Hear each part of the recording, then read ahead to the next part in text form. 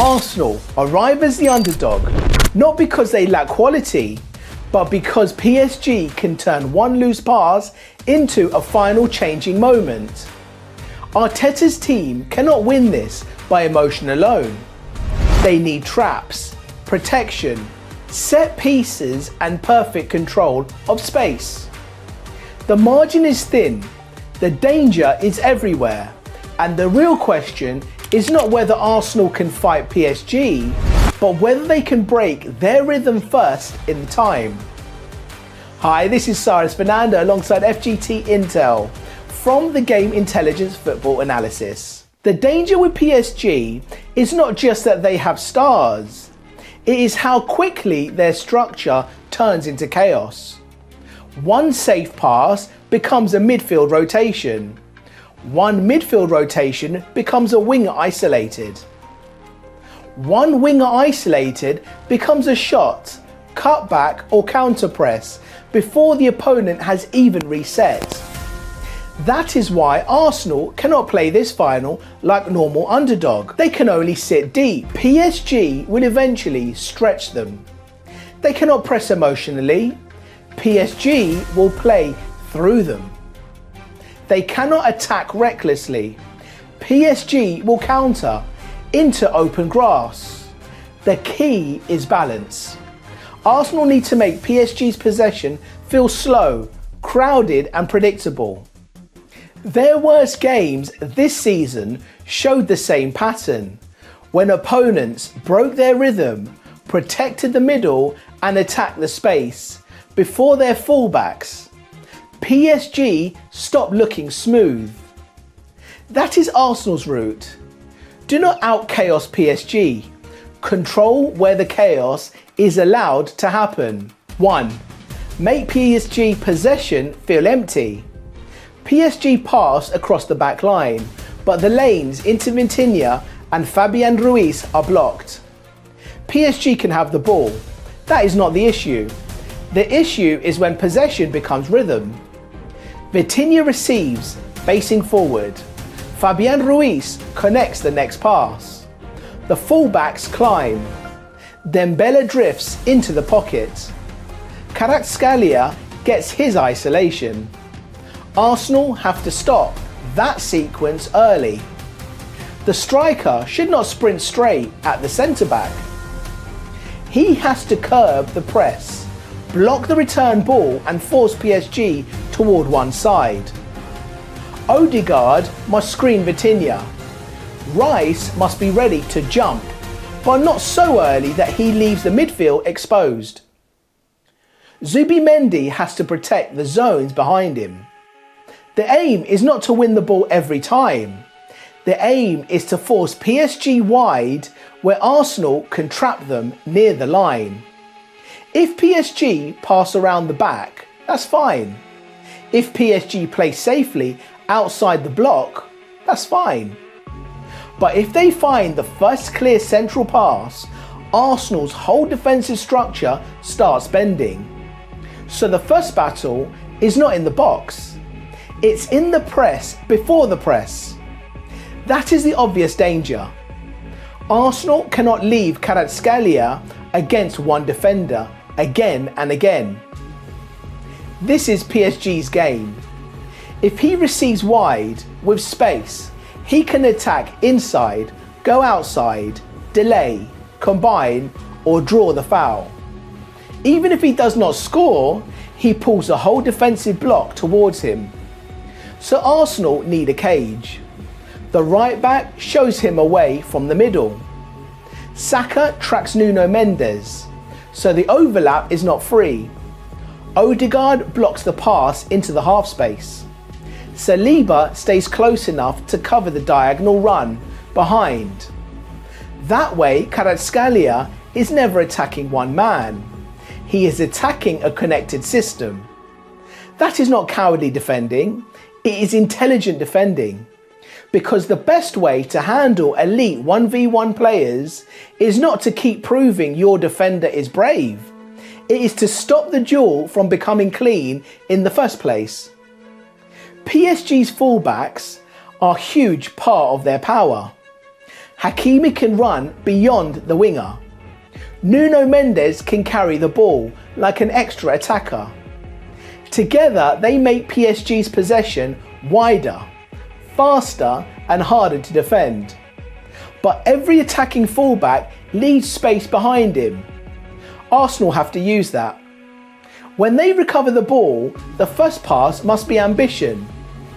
Not every time, but enough to make PSG worry. Martinelli or Eze has to attack 𝗼𝐼𝐵𝐵's side quickly.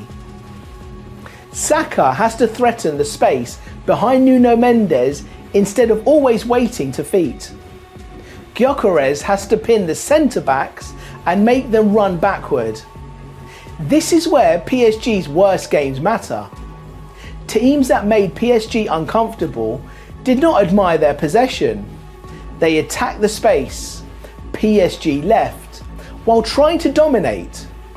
Arsenal need that same edge. Win it, look forward, run early. If PSG's defenders start retreating, Arsenal have already changed the game. Arsenal strikers cannot just wait for service. He has to create a tactical problem.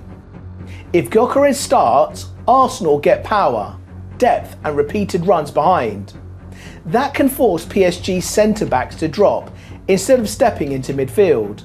And that matters. PSG want to squeeze the pitch. They want Arsenal locked in. They want their defenders brave enough to defend high. A striker constantly threatening the channel makes that harder. If Havertz starts, the plan changes. He can drop between the lines, pull a centre-back and open space for Saka or Martinelli to run behind. Both ideas can work, but Arsenal cannot mix them vaguely. Gyökeres gives Arsenal vertical chaos. Havertz gives Arsenal rotation. Whoever starts, the striker must damage PSG's structure. If he does not stretch them, pin them or connect play, PSG back line will defend too comfortably. In a final, the number 9 cannot just be present. He has to move the opponent. Set pieces might be Arsenal's clearest edge. Against PSG, they cannot be treated like a bonus. They have to be part of the main plan. Why? Because set pieces change the sport. PSG can press well, rotate well, and dominate territory, but one corner ignores all of that. One blocked run, one mistimed jump, one weak clearance, and the final changes. Arsenal need variety. One routine crowds the goalkeeper, one attacks the near post, one isolates Gabriel or Saliba at back post, one goes short, pulls PSG out, then attacks the second phase. But the second ball matters just as much as the first header. Rice, Odegaard or Zubimendi must be ready outside the box. Arsenal cannot allow a cleared corner to become Dembele or Kvaratskhelia sprinting into space. That is the balance. Use the corner to score, but protect the counter if it fails. Because PSG do not need a clean defensive sequence. They need only one loose clearance and one open channel.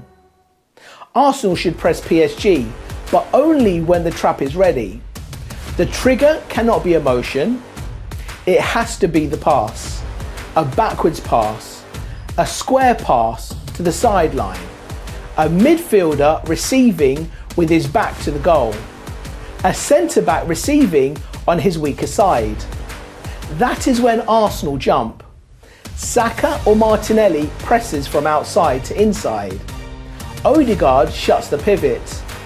Rice steps up. The striker blocks the return ball. The far side winger narrows to stop the switch. This is how Arsenal can press without becoming open. They are not chasing the ball. They are not closing the exits. And that is the key distinction. If PSG escape the first press into middle, Arsenal are in trouble.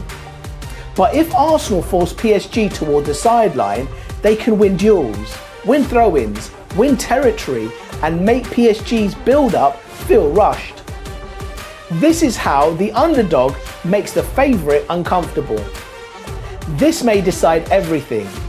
Arsenal attack is important, but Arsenal's shape after the attack might be more important. PSG are lethal. When the first pass after turnover is clean, Dembele only needs one touch to turn. Kvaratskhelia only needs one channel. 𝗼𝐵𝐵𝐼 only needs one sprint. So Arsenal's rest defence has to be strict. If Saka attacks, someone protects a channel behind him. If Martinelli drives inside, someone tracks 𝗼𝐵𝐵's release lane. If Rice steps forward, 𝗼𝐵𝐵𝐼 cannot leave the centre empty. If Arsenal take a corner, two players must already be thinking about PSG's counter. That is not negative football, it is responsible attacking. The best way to defend PSG's transition is not always with a last-ditch tackle. It is by stopping the first pass that creates the transition. Game state matters. If Arsenal score first, they cannot disappear into their own box. That invites PSG's fullbacks forward. It gives Vitinha time. It lets Dembele float. It gives Kvaratskhelia repeated chances to attack the same flank.